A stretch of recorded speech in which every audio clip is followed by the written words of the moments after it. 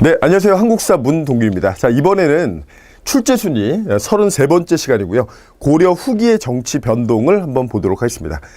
고려 후기 정치 변동 같은 경우에는 일단 우리가 고려를 시기로 좀 나눠서 한번 볼게요. 네. 고려는 쭉 봤을 때 지배 세력에 따라서 총 5개 시기로 나뉘고요.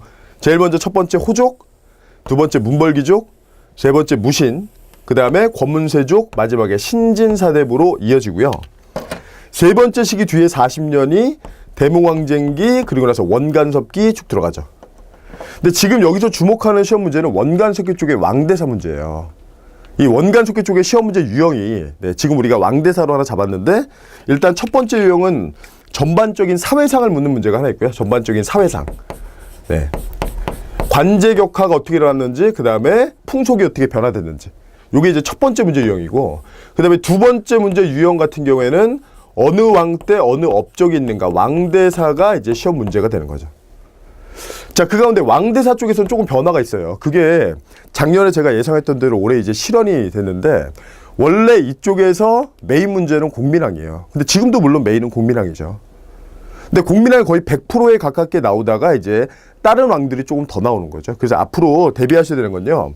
자, 원간섭기 원나라가 쭉 잘 나가다가 전성기 100년을 못 찍고 꺾이는데, 그때 있었던 A급 군주 공민왕, 여전히 A급 왕. 네. 하지만 앞으로 살펴봐야 되는 게 누가 있냐면, 원간섭기 들어가서 첫 번째 왕은 원종이라는 사람이고요. 그 원종 다음에 우리가 최초로 부마가 되는 그 순간 충자를 쓰게 되는데, 충자 들어가는 첫 번째 왕 충렬왕, 그리고 그의 아들 충선왕, 요 두 명에 우리가 주목을 좀 하셔야 돼요. 그래서 공민왕이 A급이지만 충렬, 충성이 추가적으로 시험 문제 출제가 가능하다라는 거. 그게 작년까지 봤을 때는요, 충렬왕이 한 문제, 그 다음에 충선왕이 한 문제, 요렇게만 나왔어요. 근데 강조했다시피 올해 이제 2016년에 실현된 게 충선왕 쪽이 관련된 문제가 두 문제가 추가로 나왔기 때문에 빈도가 더 높아진 거죠. 네. 그래서 앞으로는 누구까지, 문화사까지 합쳐서 충렬왕까지 대비하셔야 된다. 네. 그래서 그렇게 확인하시고요.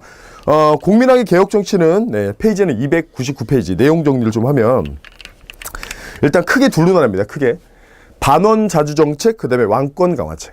네. 일단 원나라와 관계를 끊어야 되잖아요. 그래서 친원파 숙청한다. 기철 동그라미 치고요. 기철. 네.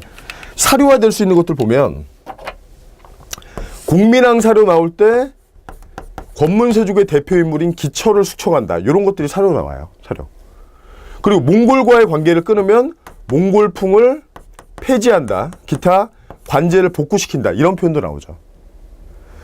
그리고 대외적으로 영역 진출 같은 경우에는 지도로 시험 문제 나온 사례들도 있는데, 우리가 쌍성총관부라는 데를 무력으로 수복을 합니다.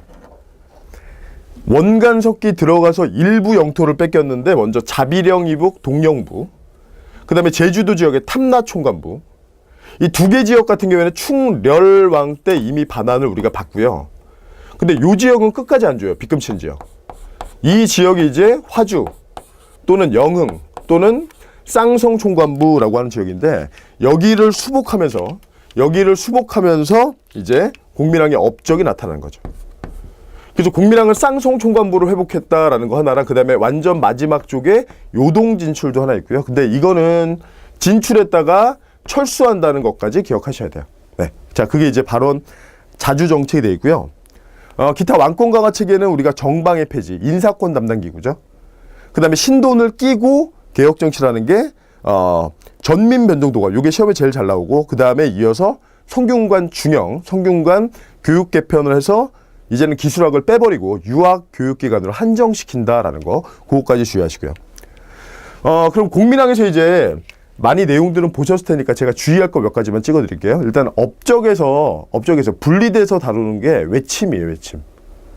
고려는 외부적인 침략이 끊이지 않기 때문에 일단 기억하셔야 되는 것은 홍건적의 침입 1차, 2차가 전부 다 공민왕 때다라는 거 하나 기억하시고요.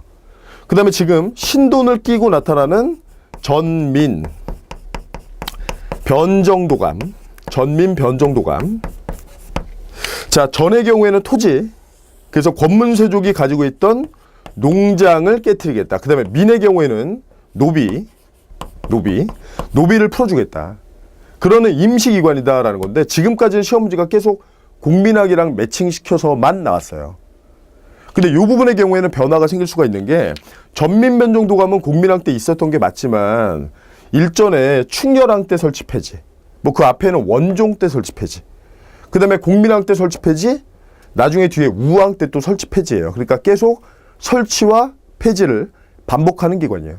그래서 주의할 건 전민변종도감이 신돈 끼고 국민학 때 시험에 나오겠지만 최초는 아니었다라는 사실까지 기억하시면 앞으로 예상되는 지문까지 다 풀 수 있으실 거라고 생각합니다. 자, 그럼 이제 대표 문제를 한번 보도록 하면요. 문제는 302페이지 4번 문제입니다. 302. 자, 4번 문제 보시면 미출신 그가 실시한 개혁 정책으로 옳지 않은 것은, 자, 그의 즉위 이후에도 원외 간섭은 여전했다. 친원파도 건재했다. 완전히 제거할 수 있는 힘을 가지고 있지 못했다. 때마침 월에서 기왕후의 아들이 황태자에 봉해지자 이러한 추세는 심해졌고, 그래서 누구를 기철이 더 세졌는데 나중에 이제 개혁 정치를 추구할 때 이제 기철을 잡았다. 이제 이 배경을 설명하는 거죠. 네. 자, 그래서 국민학이라는 걸 우리가 사실 알았으니까 지문들을 보면요.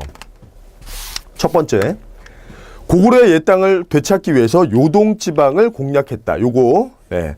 쌍성 총관부가 초반에 공격해서 회복한 지역이라면 요동 정벌도 있다는 거 기억하시고요. 이때 활동했던 게 이성계랑 최영이에요. 그 다음에 정동행성 이문서 폐지네. 이것도 맞습니다. 정동행성은 일본 원정 2차 기관이었는데 실패한 이후에 계속해서 내정 간섭을 했던 기관인데 요거 폐지하는 게 맞죠. 그 다음에 세 번째, 아직 사료로 안 나왔는데 요거 기억하시고요. 성균관 순수 유학교육기관으로 개편했다. 이게 만약에 사료로 나온다면요, 성균관을 다시 짓고 그래서 문장으로 표현하면 성균관 중영이라는 멘트로 나올 거예요. 중영. 그래서 대표 정책들 쭉 나와 있고요. 그 다음에 네 번째 보시면은 정방 폐지, 사림원을 설치했다. 사림원의 경우는 요건 충선왕의 개혁기관이죠. 그래서 우리가 키워드를 보면 전농사, 그 밖에 뭐 사림원, 의엄창 가견법, 기타 만권당, 그 중에 가장 사료로 잘 나오는 것은, 지문으로 잘 나오는 것은 지금 나와 있는 충선왕은 사림원이나 아니면 학문연구소 있죠. 네, 원나라 연경에 있었던 만권당 같은 것들이 정답으로 출제될 가능성이 굉장히 높습니다. 네, 그래서 지금 문제도 보면 국민학을 시험 문제로 냈는데 국민학 틀린 지문으로 들어간 게 누구예요? 충선왕이죠. 이게 지금 보면은 2011년 문제예요. 근데 지금 보시는 것처럼 국민학 지문에 충선왕 지문들이 나오기 시작하고 이제 이게 단독 문제로 발전을 한 형태라는 거죠. 네. 그래서 이쪽 파트는 앞으로 정리하실 때 국민학에 한정하지 마시고요. 국민학에 한정하지 마시고 앞에 있었던 충렬, 그리고 충선, 그리고 충렬학이 한 문제밖에 안 나왔기 때문에 앞으로 더 발전할 가능성이 있다. 그래서 그 부분까지 함께 정리하시면 되겠습니다. 네. 그래서 얘기 드렸던 대로 우리 조선이 아니라 고려 후기의 왕대사 내용을 한번 정리했습니다.